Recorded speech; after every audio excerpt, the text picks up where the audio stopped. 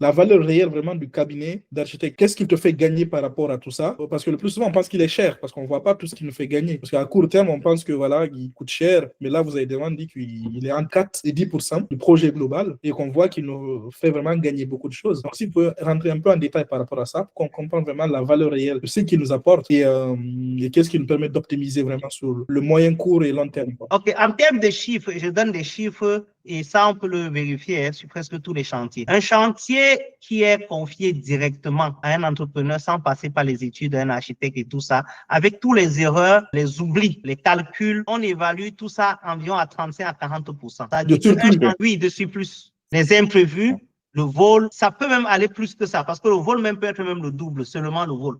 Donc, on va prendre celui qui vole normalement.